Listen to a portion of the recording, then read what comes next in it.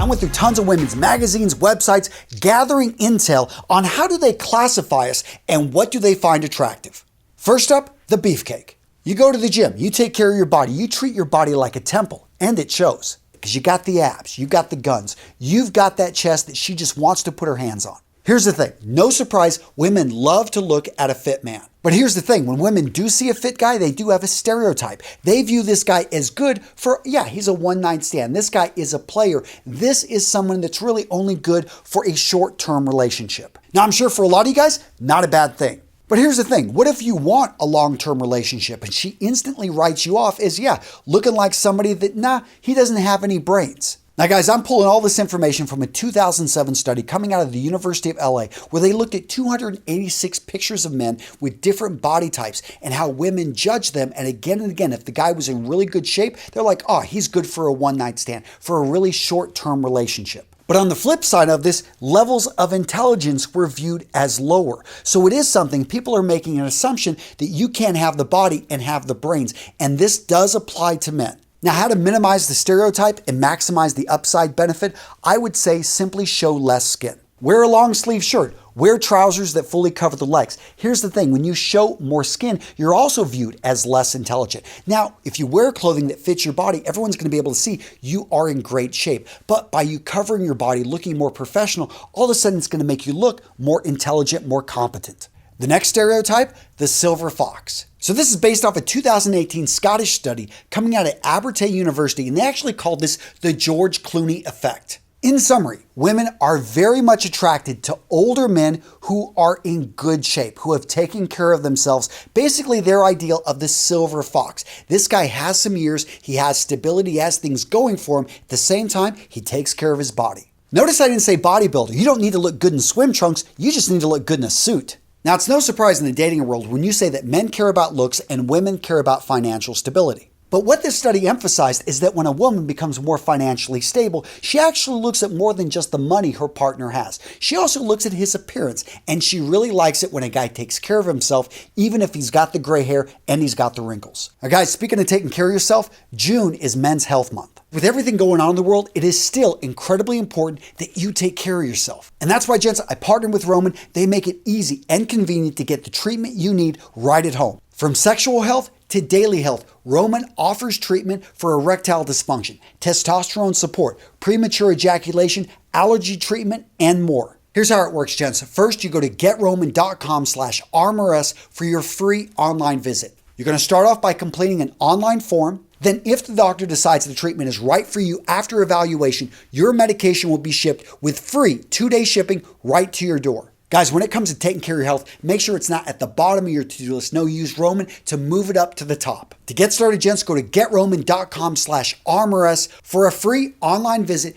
and free 2-day shipping. And in celebration of Men's Health Month, Roman is offering $20 off any new treatment during the month of June. The next stereotype, the high status man. Women are pretty open about this. They're drawn to a man that's successful. Now, what does success mean? Well, for many people, it is going to be money. And although most guys call women who go after money gold diggers, when it comes down to it, women are smart in the regard that they understand, hey, most relationships fail because of money problems. So why not have that taken care of before we even get into it? Now, this is based off a 2010 study coming out of the British Journal of Psychology. And they actually took Bentley versus the Ford Fiesta. So they took the same guy in the same pose and they had him next to two different vehicles. On one vehicle, he's standing next to a Ford Fiesta. On the other one, he's standing next to a Bentley.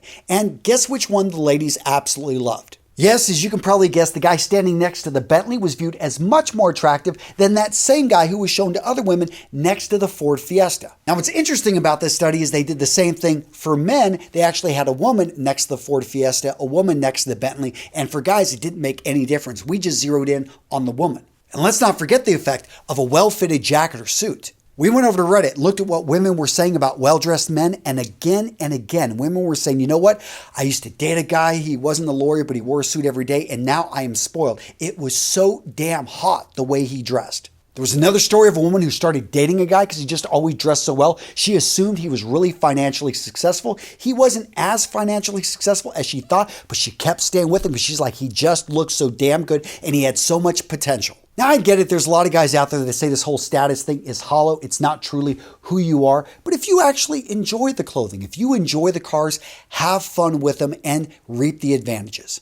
The next stereotype, the caring dog owner. Now, to me, what's interesting about this stereotype is how it can have a huge positive effect on a bad boy. So let's say you got a little bit of a troubled past, or you got that bad boy type of look, but you want to date a good girl. So there was a 2014 study out of the University of Michigan where they took 100 women and they showed them this photo of a guy they called a cad. This is a guy that cheats on women, has had bad relationships. But here's what's interesting. If they showed them the picture and he was with a dog versus without a dog, they were much more likely to find this man attractive. There was this belief that he could be reformed. Okay, this guy cares about animals, so there is hope for him versus if you aren't with an animal. Point being, guys, is if you want to send off a very strong signal of you are someone that has a heart, make sure to have an animal.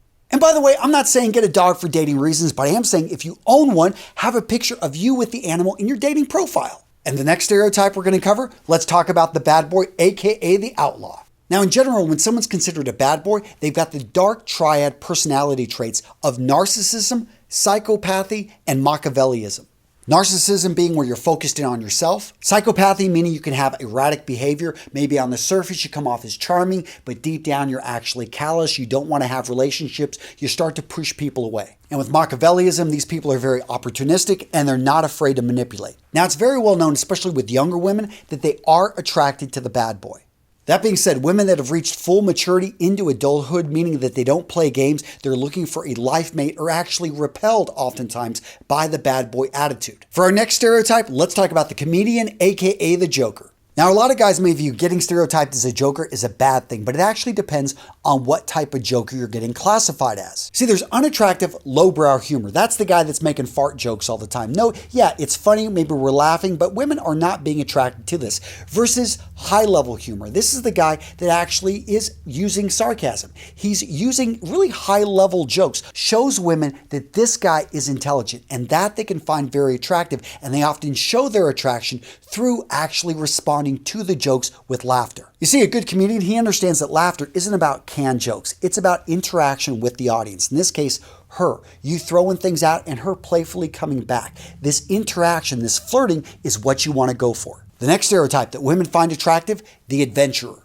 So why do women find adventurers attractive? Well, gents, it has to do with risk. But not just any type of risk, gentlemen. We're talking about hunter-gatherer risks, not modern risks. Let me explain the difference. So you can take a risk driving around town without a seatbelt. Are women going to find that attractive?